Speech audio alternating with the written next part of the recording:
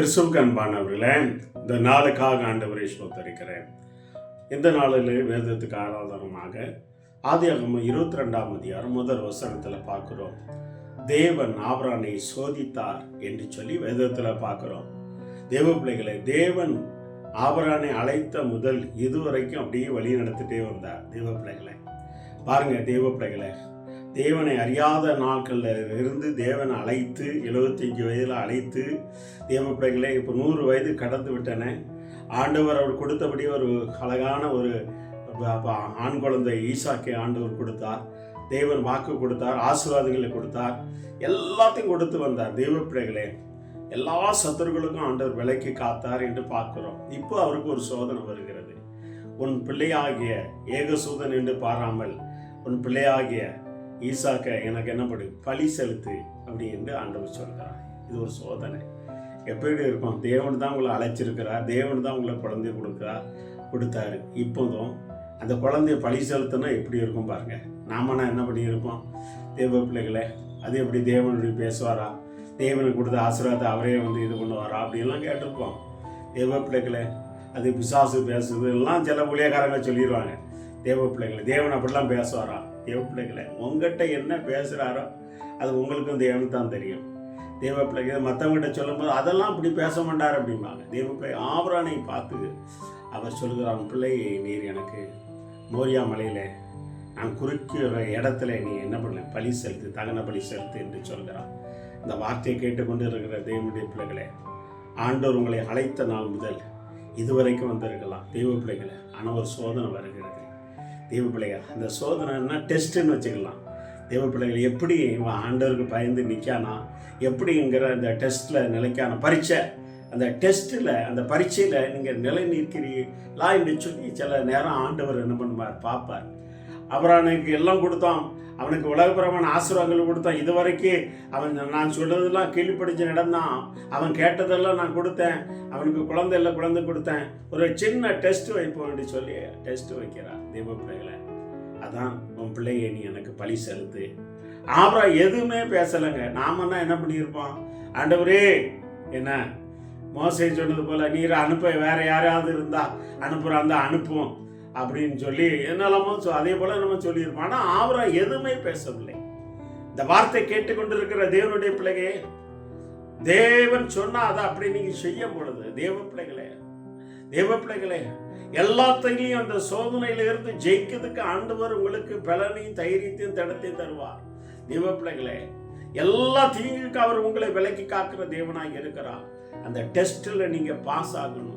அதுல பாஸ் ஆகும் போது மேலான ஒரு ஆசீர்வாதங்களும் இருக்கும். தேவ பிள்ளைகளே, அப்போ தேவ பிள்ளைகளே, தேவன் உங்களை சோதிக்கிற அந்த டெஸ்டில் நீங்க பாஸ் ஆகும் பொழுது பிசாசு உங்களுக்கு எந்த டெஸ்ட் கொண்டு வந்தாலும் லேசான காரியங்களாக வென்று விடுவீங்க. தேவ பிள்ளைகளே, ஆனால் பாருங்க, அது மனைவிட்ட சாராள மாட்ட சொல்லலை. தேவ பிள்ளைகளே, அவன் தேவன் உங்ககிட்ட சொல்றத இன்னைக்கு அநேகருக்கு என்ன பண்றது, மனைவிட்ட சொன்னா அவளை தெரியுமா, என் பிள்ளைய கொண்டு போறீங்க அப்படின்னு சொல்லி என்னெல்லாமே. ஆனால் தேவனுக்கும் உங்களுக்குள்ள உறவை சில விஷயங்கள மனைவிட்ட கூட சொல்லக்கூடாது, குடும்பத்தில் சொல்லக்கூடாது, சபையில் சொல்லக்கூடாது, உலகத்தில் சொல்லக்கூடாது. தேவ பிள்ளைகளே, இன்னைக்கு அநேகத்தில் தேவ பிள்ளைகள் தேவன் சொல்கிற காரியங்களை அநேகத்தை சொன்னதுனால அதை நிறைவேற்ற முடியலை. அதனால உங்களுக்கு நீங்கள் சோதனையில் உள்பட்டுருந்தீங்க, அந்த சோதனை ஜெயிக்க முடியல. தேவ பிள்ளைகளை, சோதனை ஜெயிக்கிற மனுஷன் பாக்கியவான் என்ற வேதத்தில் பார்க்கிறோம். ஆண்டவர் அந்த கொடுக்குற அந்த டெஸ்ட்ல நீ அந்த பரீட்சையில் நீ பாஸ் ஆகணும். தேவ பிள்ளைகளே, உனக்கு அது ஆண்டவர் அது ஒரு பரீட்சைன்னு சொல்லலாம். தேவ பிள்ளைகளே, அதில் நீ பாஸ் ஆகணும், அந்த சோதனையில நீ ஜெயிக்கணும் என்றால் தேவ பிள்ளைகளே, தேவன் என்ன சொல்றாரு அதன்படி தான் செய்யணும். வேற அவங்க இதை சொன்னாங்க, இதை என்ன சொன்னாங்க அதெல்லாம் இருக்கக்கூடாது. என்ன சோதனை, தேவன் என்ன சொல்கிறார் தேவன்கிட்ட கேட்கணும். தேவ பிள்ளைகளை, அவர் சொன்னா ரைட்டு. ஏன்னா ஆபிரகாமுக்கு தெரியும், தேவ பிள்ளைகளே, என் பிள்ளையை வானத்த நட்சத்திரங்களை போல பெருக பண்ணுவேன் என்று சொன்ன தேவன் என் பிள்ளையை ஆண்டவர் ஏற்க மாட்டார், எடுக்க மாட்டார், பலிக்கு ஒப்பு கொடுக்க மாட்டார் என்கிற ஒரு நம்பிக்கை ஆபிரகாமுக்கு இருந்தது. அதனால தான் அவர் கரெக்டாக அப்படி போனார். வேலைக்காரங்கிட்ட கூட சொல்லலை, பிள்ளைகிட்ட கூட சொல்லலை. தேவன் நல்லா கவனிச்சுக்கோங்க. சில காரியங்கள் என்ன பண்ணும், தேவன் சொல்கிற காரியங்களை மனைவிட்ட சொல்லிடுவாங்க, பிள்ளைகிட்ட சொல்லிடுவாங்க, ஏன்னா ஊரெல்லாம் கூட்டி 10 ஊழியர் மீட்டிங்கில் கூட்டி என்ன பண்ணிடுவாங்க, சொல்லிடுவாங்க. அப்போ அந்த திட்டம் நிறைவேறாது. அந்த பரீட்சையில் நீங்கள் பாஸ் ஆக முடியாது, அந்த சோதனையில நீங்கள் ஜெயிக்க முடியாது. தேவனுடைய பிள்ளைகளை இன்னைக்கு அநேகருடைய ஊழியக்காரனுடைய நிலைமை இப்படிதான், அநேகருடைய விசுவாசியுடைய நிலைமை இப்படிதான் இருக்கிறது. தேவன் என்கிட்ட என்ன சொன்னாருங்கிறத எனக்கும் தேவனுக்கு மட்டும்தான் இருக்கணும்.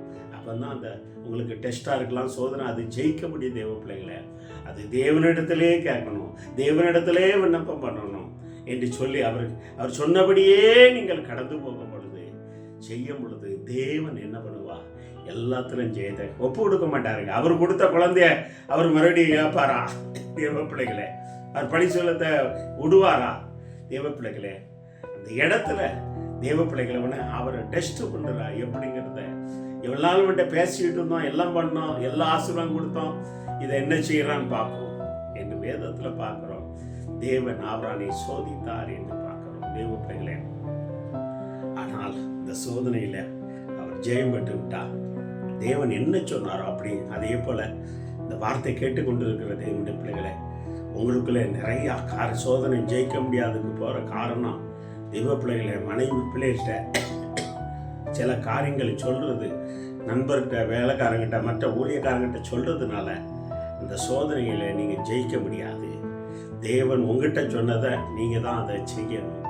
அவர் சொன்னபடியே நீங்கள் கடந்து போகணும். அப்படி போகும் பொழுதுதான் எந்த சோதனையும் தேவன் அந்த சோதனைக்கு உங்களை உட்படுத்த மாட்டார்.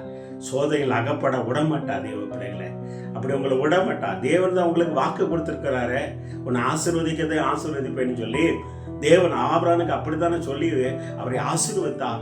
அதே போல தேவ பிள்ளைகளை உங்களுக்கு அந்த வாக்கு கொடுத்தாருன்னா நிச்சயமாக அவர் வாக்கு கொடுக்கிற தேவன், வாக்கு மாறாத தேவன். அதை ஆபிரகாம் உறுதியாக அதில் இருந்தார். தேவன் எனக்கு வாக்கு கொடுத்திருக்கிறார்.